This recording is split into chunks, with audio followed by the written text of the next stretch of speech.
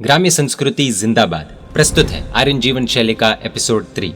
पिछले एपिसोड में हमने जाना कि किस प्रकार पर्यावरण और इंसान के लिए हैंड वर्क मशीन वर्क से ज्यादा लाभदायक है। मशीन वर्क के दुष्प्रभाव के कारण अंत में व्यक्ति को हैंड वर्क करना ही पड़ता है या पड़ेगा, भले आज नहीं लेकिन भविष्य में मजबूर होकर करना ही पड़ेगा। और इसीलिए मशीन वर्क का उपयोग कम करने के लिए सबसे अच्छा मार्ग है ग्राम्य संस्कृति को अपनाना। पहले के ज़माने में जब ग्राम्य संस्कृति ही एकमात्र ट्रेंड थी, तब गांव-गांव में लघु उद्योग थे, यानी कि स्मॉल स्केल इंडस्ट्रीज। लेकिन भारी हिंसक और विनाशक यंत्रवाद वहां नहीं था। गांव-गांव में टेक्नोलॉजी थी, मगर वो मानव प्रधान थी, पशु प्रधान थी, लेकिन मशीन प्रधान नहीं। उदाहरण के तौर पर कपड़ों में, मकानों में, फर्नीचर इत्यादि में हाथ कारीगरी का कर्तव्य होता था। जीवन आवश्यक की कई चीजें बिन बिजली वाले यंत्रों से बनती थी। उस समय गांव-गांव में भरपूर रोजगार थे, मगर महंगाई का नामो निशान नहीं था।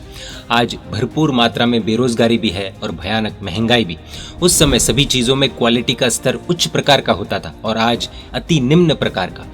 उस वक्त स्वास्थ्य का स्तर बढ़िया था, बीमारियां कम थी, और आज बीमारियां हद से बाहर है और आरोग्य का नामो निशान नहीं। आज तो मेडिकल इंडस्ट्रीज के मास्टरमाइंड अपनी दवाइयां बेचने के लिए और धंधा बढ़ाने के लिए किस प्रकार के कार्य कर रहे हैं वो हमें बताने की जरूरत नहीं है। कई राष्ट्र प्रेमी उनकी पोल खोल चुके हैं। पहले के समय में व्यापार में प्रॉफिट की प्रायोरिटी आज के जैसी नहीं थी। आज तो स्कूल से लेकर हेल्थ सब में प्रॉफिट ही प्रायोरिटी पर रखा जा रहा है, जिसका नुकसान सब झेल ही रहे। व्यापार करने में कई प्रकार की नीतिमत्ता होती थी, जैसे कि संतोष रखना, मिलावट नहीं करनी, दिन में 4 से 5 घंटे ही धंधा करना, अच्छा माल देना, मुनाफा कम रखना, किसी के भी धंधे को नहीं हत्याना। जैसे आज के समय में बड़े बड़े व्यापारी, बड़े बड़े कॉरपोरेट हाउसेस छोटे छोटे व्यापारियों को खत्म कर रहे, निगल रहे। कुल मिलाकर सेटिस्फैक्शन वाली लाइफ थी, इसलिए उन्हें व्यापारी कहा जाता था, लुटारू या लुटेरा नहीं। वे खुद भी कमाते थे और दूसरों को भी कमाने देते थे, क्योंकि वे जानते थे कि पैसे हाथ का मैल है और अति लोभ पाप का मूल है।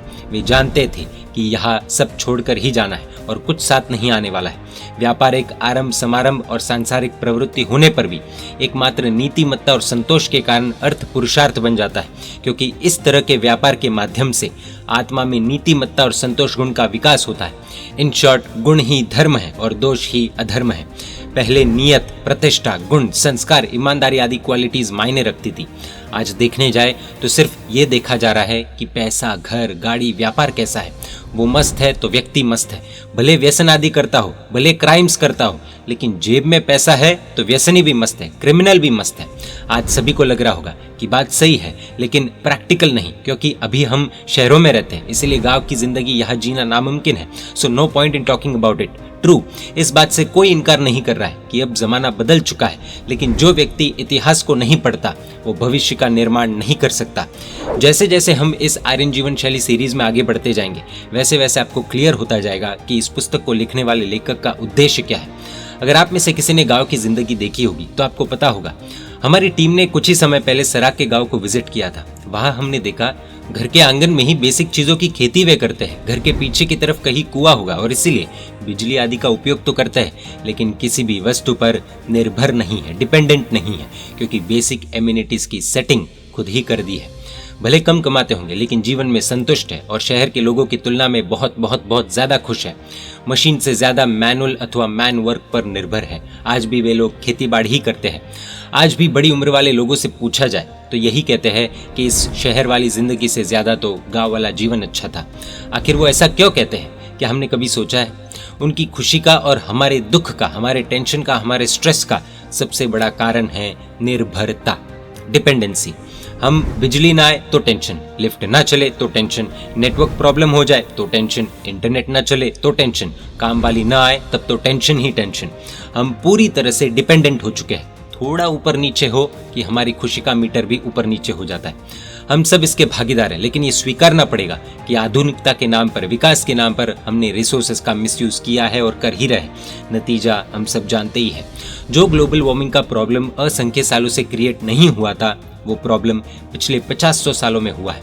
धरती, जल, वनस्पति आदि सभी का भारी मात्रा में वेस्टेज हो रहा है और उसके कारणों में से एक सबसे बड़ा कारण मांसाहार है।